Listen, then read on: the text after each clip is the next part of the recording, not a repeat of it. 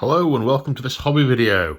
Regular viewers of the channel will recognise my furry assistant here who has already landed herself all over the table. Today we are looking at breaches. I don't know, you can't get the staff. So having fiddled about with the camera, I am looking to add some breaches to my Ultramarines. And in order to do that, I am going to be using bits from marchofwar.co.uk. It's the channel's official painting studio. Their link to their site is in the description of the video. If you want to see where any of these pieces come from, go check them out. So, I've got a load of bits. I want to have a look at them all and then go from there. So, this, I can't remember exactly what they call this, but there's a special weapons pack for breaches on their site, and it's got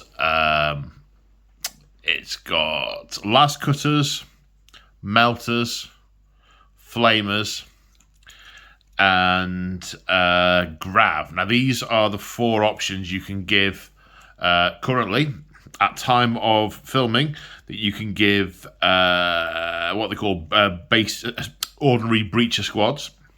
You can have two special weapons, so 1 per 5, so I'm going to have 2 of these. I'm going to do a 10-man squad. There are basic bolters as well, but also what I'm going to be using, where have they gone? From in here, 1 minute, from this pack, I am going to use Volkites, which is an upgrade that the unit can have. The way I see breaches working is they're either stand still and shoot, which is bolter and grav, or they are push forward and take, which is Volkite and these assaulty type weapons. In terms of the shields, I'm going to be using the ones from March of War as well. They come in packs of 10 with the arm. They also do variants that have Legion specific doodahs on the front. These have got Ultimas, but I think I'm going to save these for command squad, and I'm going to do transfers on these because the Ultramarines have got some nice sort of squiggly transfers for the shields. Right, so I'm now going to open these up, get some of them off the sprue, and have a bit more of a closer look at them. So I've de-sprued the bits that I'm going to use and put the rest away. So let's have a look at them in a bit more detail. So these are the right arms to go with the shields. Now, focus on the arm, you silly phone. March of War do ones to match Mark III Marines and ones to match Mark VI Marines. These are the ones designed to match the Mark VI Marines. The Mark III Marines. I've got some Mark III Marines that I've assembled the chassis of, and then I'm going to build up with these bits, and then I'll paint, and you'll see them a little later on in the video. But what will be a lot later on for me, because building and spraying and painting and stuff. Yes, these are the Mark III shield arms. They come with the shields, I think. They go onto the shields.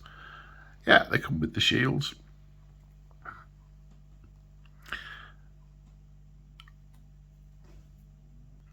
I think there's got to be a little bit of tidy up doing, and I think I'm going to have to clip that bit off to make it fit onto the shield, because I think these are generic arms that go with all the different upgrade bits. So yeah, got to fit them on the shield. A little bit of tweakage there. The shields. Oh, nice. They've got the rivetage, the spyglassy type bit that the standard ones have got. I say standard ones, there aren't any standard ones. Yeah, plain for one's own decoration, which is nice. So we've got shields.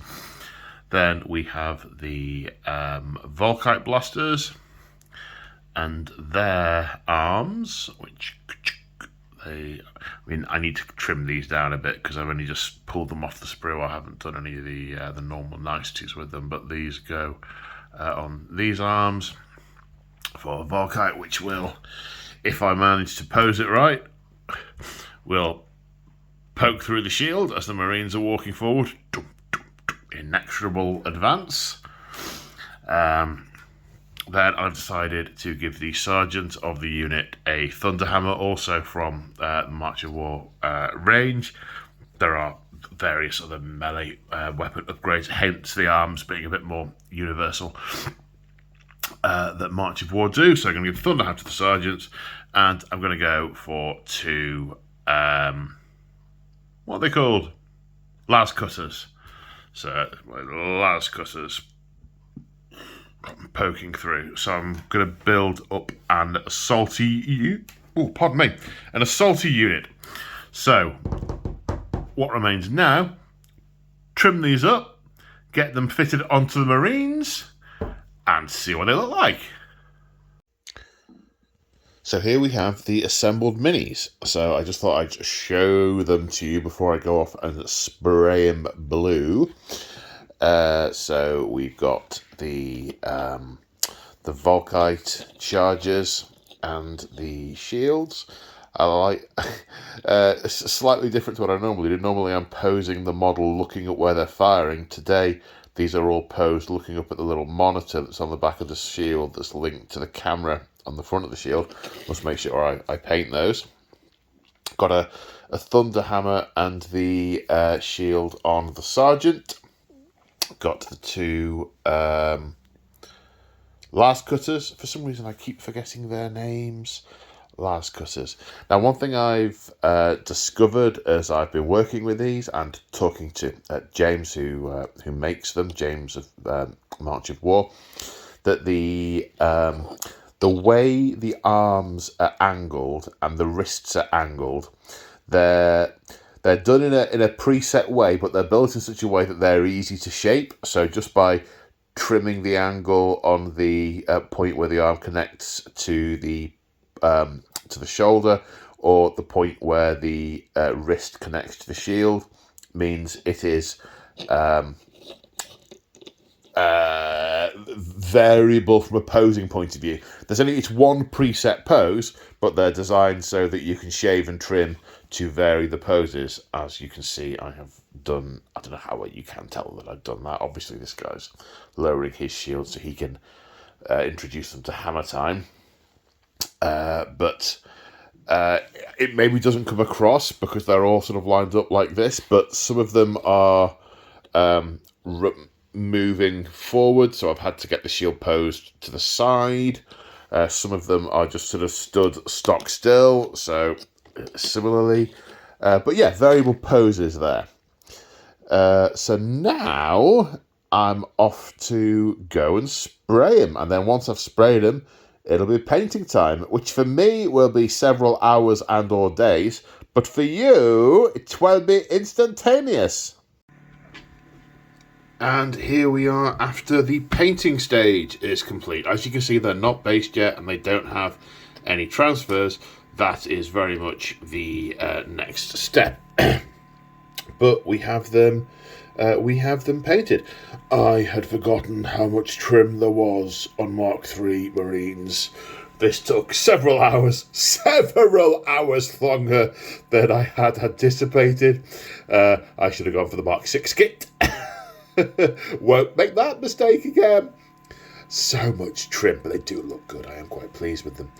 They've obviously got the Ultramarine peculiarity, the special colours that they have for the breeches, the black shields and the black face helms. The black faces on the helms, yes. I'm quite pleased with the way they're sort of poking the guns through the shields.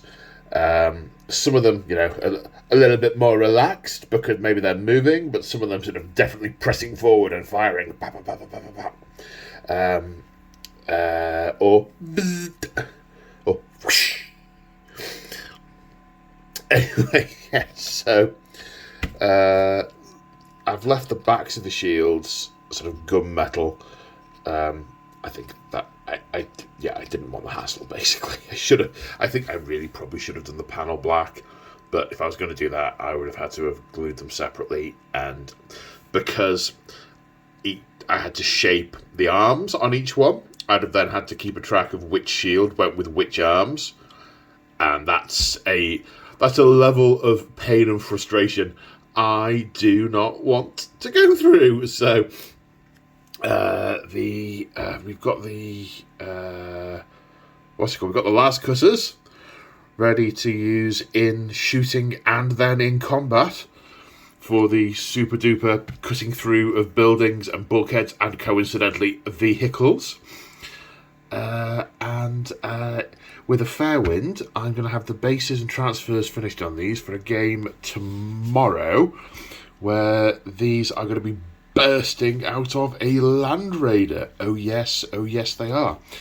I then, of course, need to do another 3 or 4 units like this, and a command unit, and a captain, and 3 or 4 more Land Raiders. Then, boom. But this is definitely step 1 of Breacher Company. How long it will be before I get bored and move on to something else? Actually, I know I've got to go straight on to something else. I am trying to get my first 3k of Mechanicum ready for a game in November. I'm prattling now. Okay, so now it's on to bases and transfers. And here we have the finished article, complete with bases and transfers.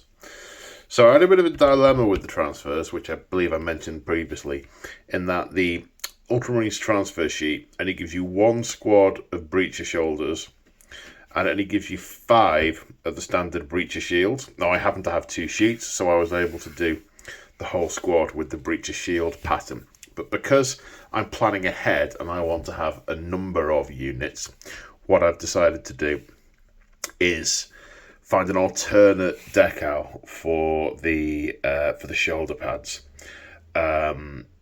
So I can use the Breacher one on the shield this time. Then next time I can put something generic and Ultramarine on the shield and the Breacher one on the shoulder. So I took these off the generic Legion transfers sheet. That's the one that's got the that seems to have the wrong the 40k style Legion markings, which I am assuming is a design error. However, this one is sufficiently different from the generic Tactical Marine one, so I thought, yeah, we will be using that for the cat attack for the breaches. So there we go. Let me just pick one up at random. Still got a bit of sheen on the transfer, even despite using Microset and Microsol. Not so much on the shoulder pads. Maybe that's to do with the fact that it's big and flat. I don't know, but I am pleased with the end result. They are, as well as the March of War pieces that I discussed at the start of the video, these are also mounted on March of War scenic bases. Shout out to James from March of War for the bits and the bases.